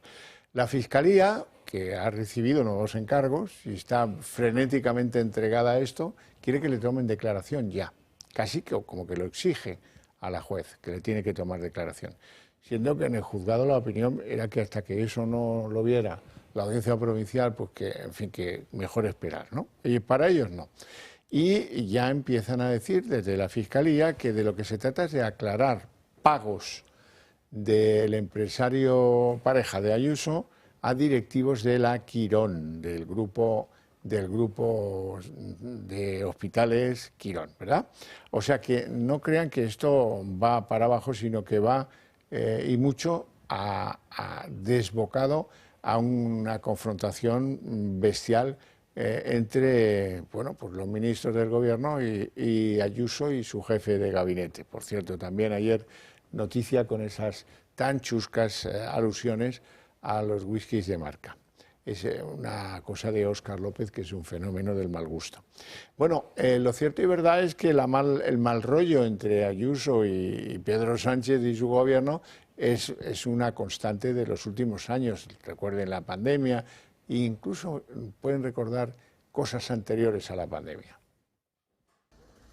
Moncloa redobla sus ataques contra Ayuso y en el choque entre ambas instituciones, el gobierno de Sánchez suma ahora una más: convertir la Real Casa de Correos, sede del Ejecutivo Regional, en un lugar de memoria. Ayuso se niega. La Real Casa de Correos tiene una larga historia que no se puede reducir a la significación concreta que el gobierno pretende darle dentro de su estrategia de reanimar el franquismo. Acusando así a Moncloa de querer abrir nuevos frentes entre la sociedad.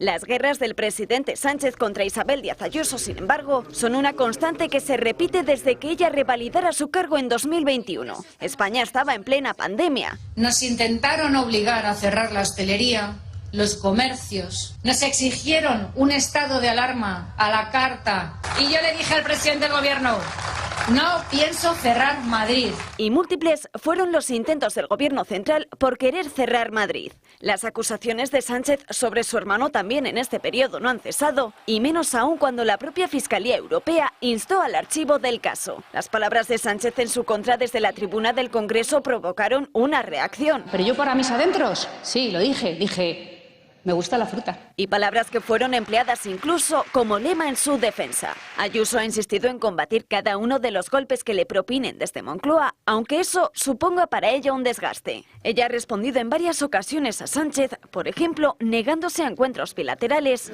Pero las acusaciones contra su pareja, Alberto González Amador, también han estado en la estrategia de Moncloa, caso que salpicó incluso a quien fuera el líder de los socialistas en Madrid, Juan Lobato, y mismas que ahora critican en el Partido Popular, se ha convertido en el caso del fiscal general del Estado. Sánchez también ha promovido el cese del crecimiento de la Comunidad de Madrid, proponiendo la descentralización de las instituciones, limitando la compra de vivienda e inversiones procedentes del extranjero en la comunidad, o censurando a la dirigente popular en actos públicos como el Día de la Mujer o en la inauguración del AVE Madrid-Asturias, justificándose en que el tramo nuevo partía de Castilla y León. Don Manuel Pino. Bueno, el asunto de fondo es que en la Comunidad de Madrid el Partido Socialista Obrero Español tiene permanentemente muy malos resultados. Se ha intentado con ministros, otra vez ministros, ahora el tercer ministro que mandan a aterrizar en Madrid para llevarse todos los votos. No sé cómo se lo van a llevar, no se lo van a llevar criticando a la novia de abuso. Entonces pues tienen ahí esa pugna, ¿no? Que quieran meter en la memoria histórica esto, si es que lo de los 100 actos de Franco, eso es para notas y eso es una vergüenza. Primero porque la fecha no es la fecha de la libertad ni en la de esto, la fecha de fallecimiento de un señor en la cama de muerte natural, para fracaso de la sociedad democrática española, porque lo dejaron morir en la cama de muerte natural, murió este señor. Y no estaban ninguno de estos, no estaban allí empujándole para que no estaba. El PSOE acaba de tener un congreso en Surens y estaban otros, estaba Llopi, estaba Pablo Castellanos, estaba hasta el Partido Socialista Popular de Tierno Galván, y aquello empezó muy incipiente y aquí la oposición fue Comisiones Obreras, el Partido Comunista en la fábrica, los sindicalistas de Comisiones Obreras y el Partido Comunista en la clandestinidad. Esos fueron los que empujaban a la oposición a Franco hasta que finalmente se negocia y se legaliza el Partido Comunista. Pero la fecha es una fecha muy mala para que elegí este hombre y que ahora quiere meter la Comunidad de Madrid y la calle de Correos porque fue un momento determinado temporalmente la Dirección General de Seguridad para más enfrentamiento de los españoles, que es la política que desde Zapatero traemos aquí, los buenos y los malos, pues claro, es un error más de este personaje, ¿no? Bueno, yo te voy a corregir una cosa, y es que los resultados de la izquierda en Madrid no han sido tan malos todo el tiempo, porque quiero recordarte que en el año 2019 fue Ángel Gabilondo quien ganó las elecciones. No gobernó, pero ganó las elecciones. Y si Ayuso gobernó, fue gracias al apoyo de Ciudadanos y al de Vox, porque a la señora Ayuso se le olvida enseguida de que parte de su victoria han sido muchas de las políticas a las que Vox le impulsó. Por supuesto, tiene ahora una mayoría absoluta, pero cuidado, no te olvides que empezaste a gobernar en 2019 con el apoyo de otros dos partidos y navegaste la pandemia con el apoyo de otros dos partidos. Y eso yo creo que es justo reconocerlo.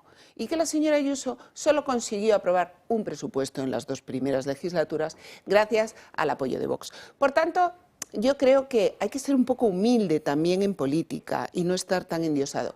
Y luego en esta pugna, en esta ficticia, desde mi punto de vista, pugna entre el señor Sánchez y la señora Ayuso de forma personal, pero mira, se puede decir que efectivamente el Partido Socialista utiliza políticamente esta pugna, pero no se puede decir que sea mentira. Es decir, a mí no me parece bien, por supuesto, que los datos del señor González Amador salgan públicamente, como no me parecería que salieran ninguno de los vuestros, porque todos tenemos derecho a nuestra intimidad. Pero la realidad es que la señora Ayuso, cuando se habla ayer del plan de vivienda, en vez de dar la cara porque ha construido solo 200 de las 2.000 viviendas que había prometido, dice que la están atacando políticamente con los datos de su novio. Señores, yo creo que hay que empezar a ser un poco más serios, la señora Ayuso también. Y tiene que dejar de vivir de que abrió los restaurantes, porque la apoyamos en ese momento y la seguiremos apoyando en la oposición contra Sánchez. Pero es que en Madrid pagamos 5.000, cada uno de los contribuyentes, pagamos 5.000 euros de impuestos más que cuando ella llegó. Y de eso también hay que hablar, porque ha aumentado su presupuesto en un 20%. Y seguimos sin casas y no ha construido vivienda oficial y las listas de espera son mayores que cuando llegó y no hay más colegios públicos y no hay más plazas de formación profesional y seguimos con un déficit de 500.000 empleados en el sector de la construcción y seguimos alojando menas y seguimos sin hacer una oposición frontal al gobierno de Sánchez en temas tan importantes como es el reparto de menas y lo que afecta a la seguridad ciudadana. Ya, pero mira, Ana, lo que es objetivo es que de Leguina el PSOE no ha pintado nada en la Comunidad de Madrid. Que ganó unas elecciones. Es objetivo. Bueno, pero no gobernó. Y que la última convocatoria electoral y por la última convocatoria electoral ha sacado mayoría absoluta. Eso es innegable ella. Entonces no podemos decir el PSOE está irritado. Pero poniendo los mejores activos no ha conseguido gobernar. Que la corrupción estuvo a punto de acabar con el Partido Popular en Madrid. Pero sale ahora a preguntar a la calle quién es Ángel Gabilondo. No, por supuesto. O Maroto, o la otra ministra Maroto. Ya, pero nosotros tenemos la obligación de recordarlo.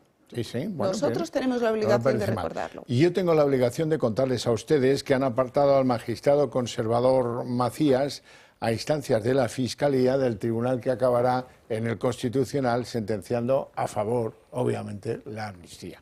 Desde luego, aquí se ha utilizado un método que no tiene nada que ver con el que se toleró con Concepción Espejel, la magistrada también conservadora, que interesaba para completar el foro y poder decidir sobre el aborto, se acordarán, y ahora, pues como ya lo que conviene es ganar la votación, pues ya aquel método no sirve y a este Macías lo sacan a que, en fin, que se dedique a otras cosas porque ahí estorba. Y esa sí que es una mayoría crucial para los intereses de Pedro Sánchez, la amnistía, nada más y nada menos. Es que la mayoría está progresista, claro, y es una operación también, bueno, como la que hemos visto, como las sentencias de Chávez y Griñán, como tal. O sea que la Fiscalía con Cándido, el Tribunal Constitucional, con Cándido a la cabeza, pues sí, ese bloque progresista que le llaman, pues dificulta mucho la objetividad y la defensa, que es para lo que está el Tribunal, de los derechos constitucionales, si se han vulnerado o no los derechos constitucionales. Y está excediéndose en cosas porque tiene ahí una afinidad, él, que tenía que apartarse, una afinidad política reconocida. Un minuto. Realmente nosotros lo que tenemos que decir es que hay que respetar siempre los procesos judiciales. Tú en eso, Manuel, sabes mucho más que yo. Vosotros, los jueces, sois los que sabéis, igual que los jueces deben elegir a los jueces, son los jueces quienes deben decidir cuándo o cuándo no hay que recusar a un determinado profesional. Y ahí lo que tenemos que hacer los políticos es respetar. Yo creo que es demasiada la intromisión del poder político en los asuntos judiciales y creo que es hora de dar un paso atrás y sobre todo un paso de respeto. Sobre todo en los nombramientos. Exacto. Ahí sí que es crucial. No tenemos tiempo para más. Si acaso, para que yo agradezca a mis invitados su presencia en el programa y sus opiniones por encima de todo, y a ustedes su paciencia y su interés. Para ustedes, eso sí, tengo premio porque a la vuelta de publicidad nos veremos en el día en 30 minutos.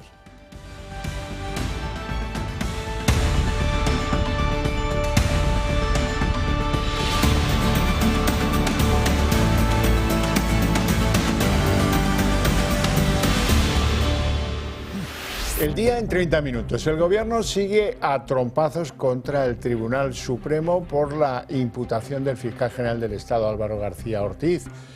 Bueno, pero más allá de que el Gobierno no cambie y sigue pensando que no hay pruebas contra el fiscal y el resto del mundo judicial y el resto de la política crea que sí, la preocupación va cambiando de sentido. Y ahora la preocupación es el efecto que produce, el descrédito, el daño que produce la no dimisión de este hombre, de Álvaro García Ortiz, sobre la figura de la Fiscalía, que es muy importante en nuestro Estado de Derecho.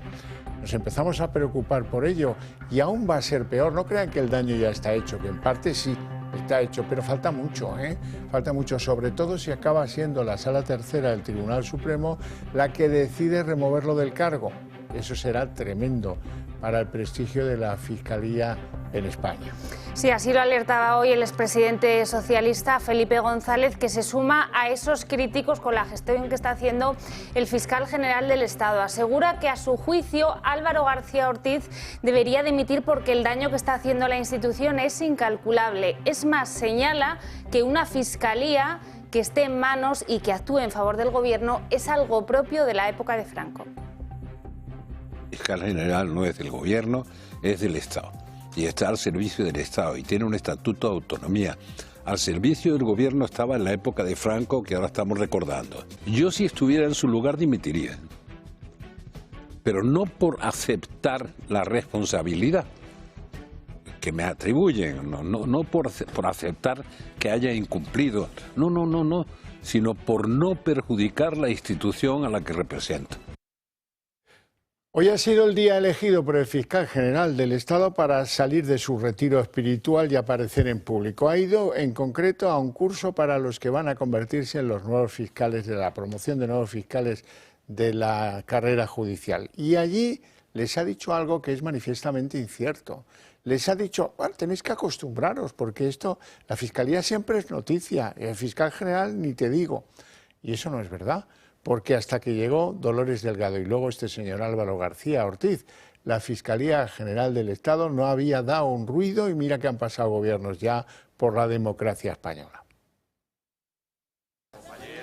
Tranquilo, dice García Ortiz, que afronta su citación en el Supremo. En el gobierno siguen creyendo que el auto, mediante el cual el juez le imputa, no es sólido. Lo dice el titular de Justicia, Félix Bolaños. Yo querría preguntar que en qué se fundamenta, en qué se sustenta alguna de las afirmaciones de ese auto. No existe ninguna base probatoria, ninguna prueba, ninguna evidencia. Y también Marlaska. ¿Qué secreto supuestamente ha revelado el fiscal general del Estado? Que nadie pone en duda, es fiscal general del Estado. Ambos insisten en que ninguno de los delitos de los cuales se le acusa, como lo es el de revelación de secretos, ha sido probado. Moncloa sigue brindando su apoyo cerrado al fiscal general del Estado, que debe comparecer el próximo 29 de enero para aclarar su papel en la filtración de los datos de la pareja de la presidenta Ayuso. Un día antes, el Supremo debe decidir sobre su renovación al frente del Ministerio Público. La de hoy ha sido su primera aparición pública tras conocerse que está imputado.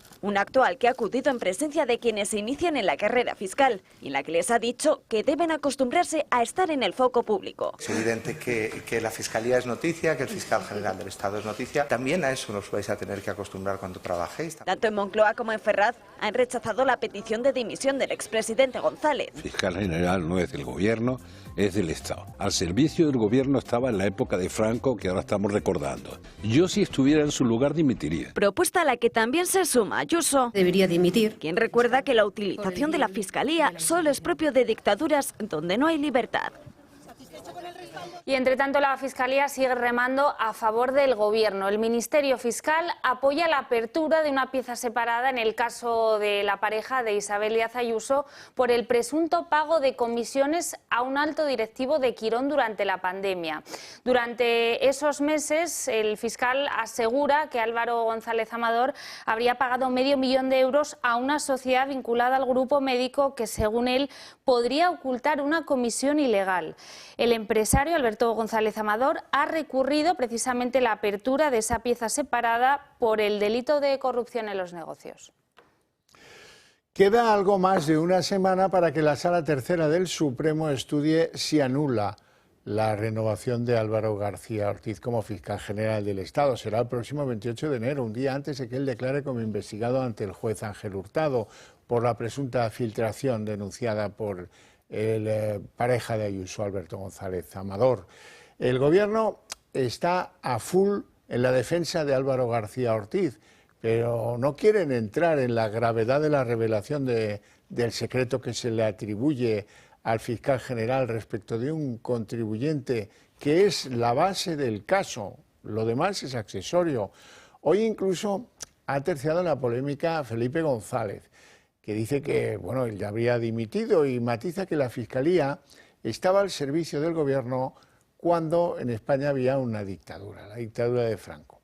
No es entonces una cuestión opinativa, sino que empiecen a pensar en la repercusión que va a tener para la institución esta ofuscación del fiscal general y de Moncloa en querer acometer contra Ayuso en base a cometer delitos, porque revelar los datos secretos de un contribuyente, afortunadamente en una democracia, tiene que ser delito.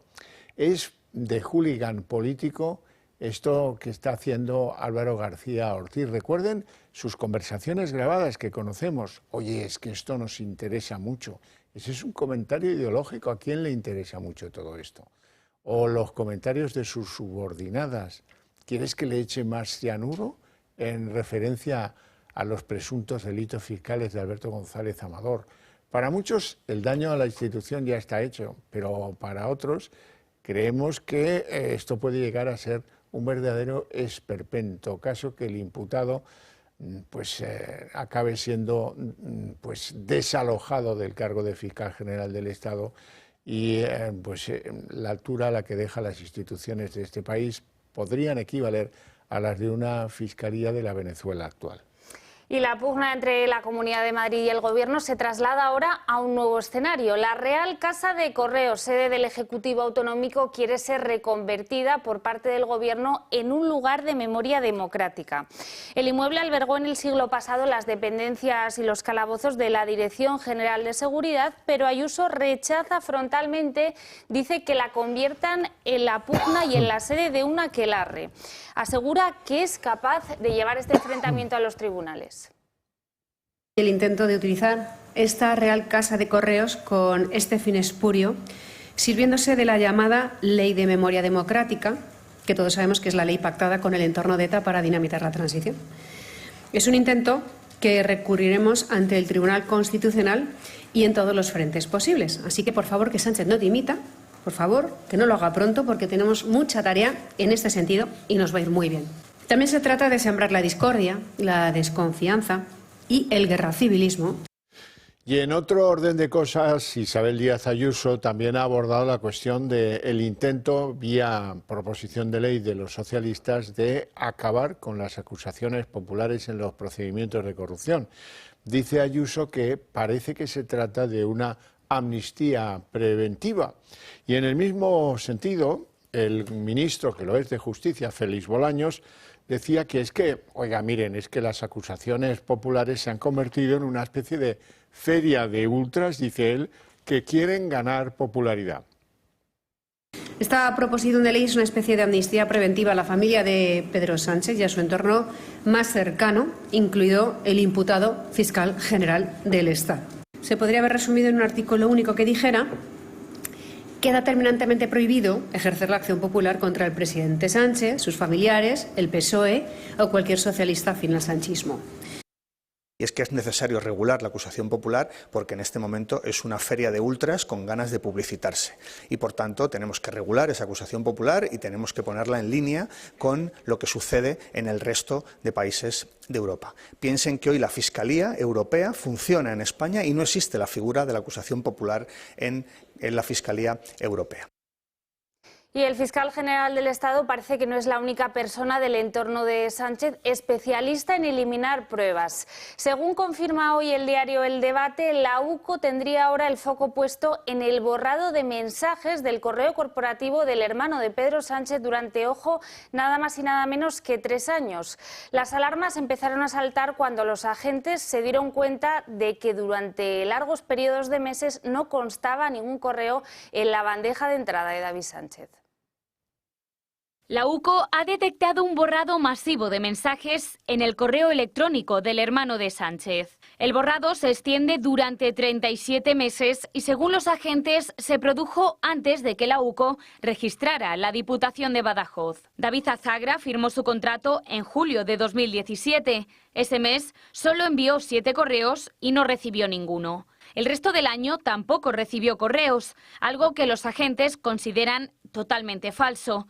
Lo mismo ocurre en 2018. Ese año, según el informe de la UCO, Azagra envía 650 correos, pero solo recibe 16 en los meses de abril y julio. Por lo tanto, hay 10 meses en los que Azagra no recibe ningún mensaje o alguien los ha borrado. En 2019 ocurre lo mismo. Hay 8 meses en los que Azagra no tiene ningún mensaje en su bandeja de entrada, por lo que los agentes sospechan que los mensajes recibidos fueron borrados. En 2020, el hermano de Sánchez se cogió una excedencia desde el 1 de octubre que duró hasta el 30 de septiembre de 2021. Al regresar de la excedencia, su actividad no mejoró mucho. Solo envió 4 correos en lo que quedaba de 2021. Y en 2022, Azagra estuvo de baja por paternidad entre los meses de abril y agosto. La recepción de mensajes volvió a la normalidad entre 2023 y 2024, por lo que los agentes creen que los mensajes borrados, nada más entrar a la Diputación,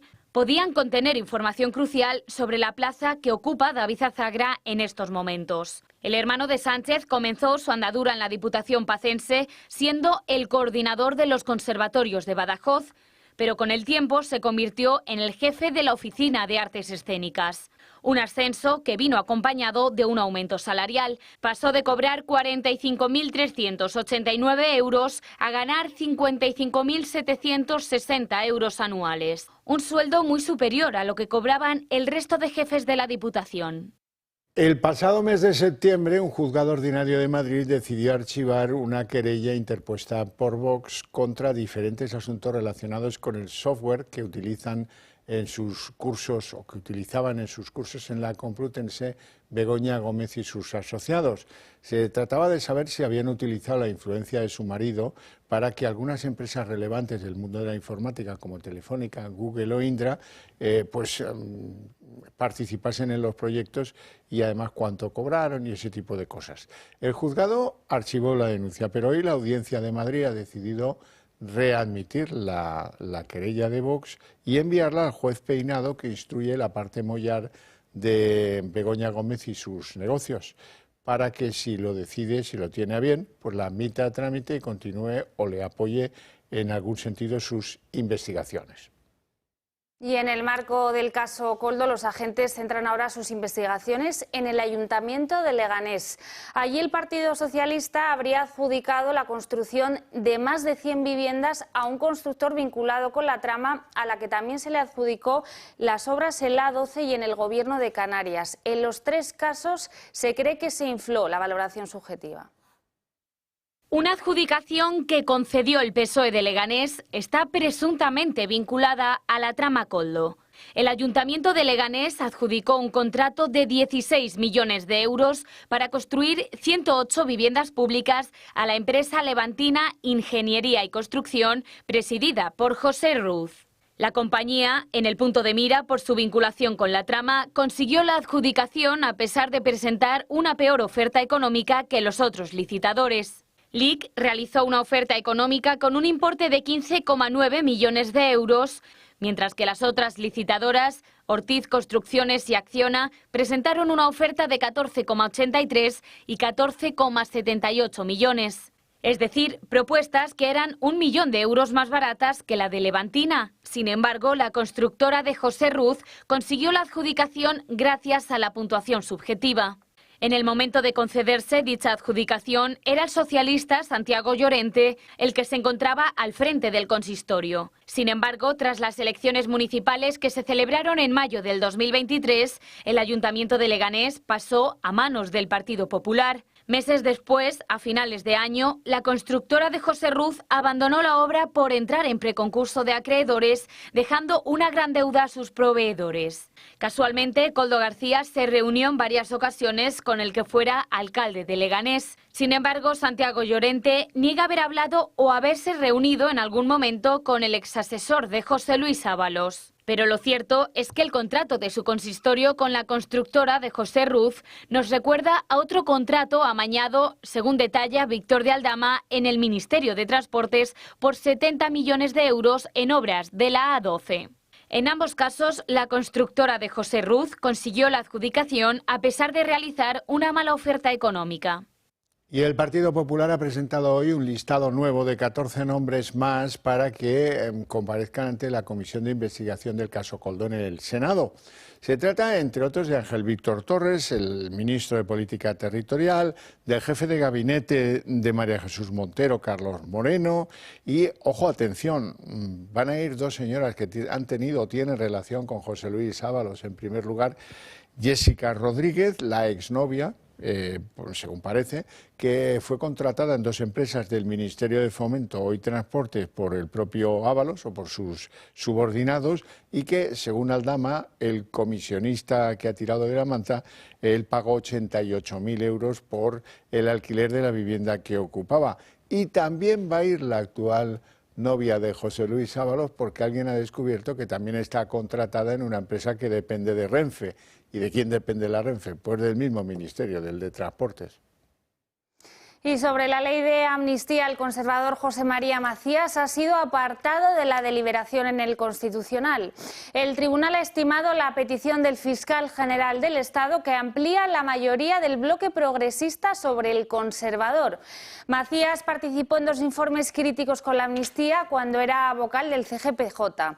El criterio del Constitucional se aparta, no obstante, de su propia doctrina, ya que hace 2 años se opuso a apartar a otra magistrada en la ley del aborto, pese a sus críticas, cuando también era vocal del CGPJ.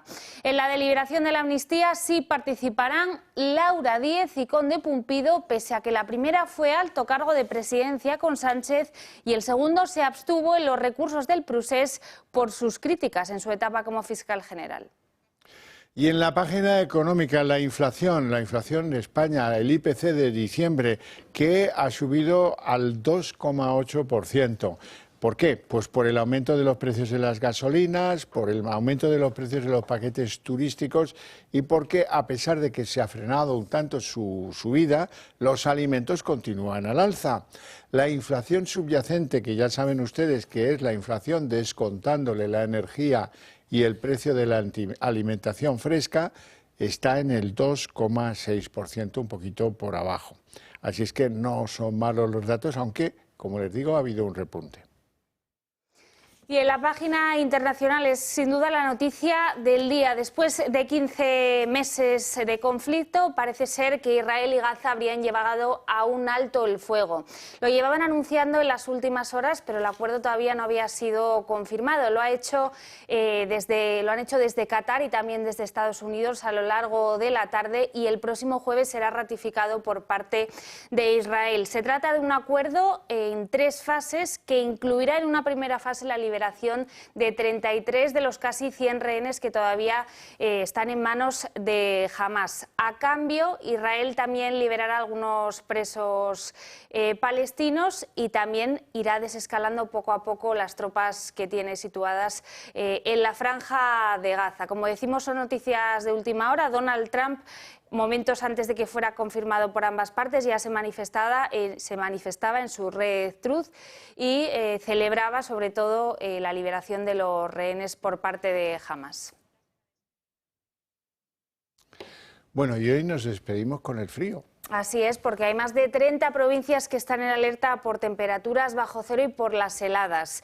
Esto se debe a una masa fría polar que nos viene desde el norte de Europa y que nos va a dejar temperaturas muy frías a lo largo de toda la semana. Hoy La Palma se la llevan Ávila, Soria y en especial Segovia. En este punto de la península se ha alcanzado la temperatura más baja en el día de hoy, con 12 grados bajo cero. Bien, ya está aquí el día en 30 minutos. Les deseamos una feliz noche a todos, especialmente a los que continúen viendo el Toro Televisión. Y mañana volvemos a la misma hora. Que descansen.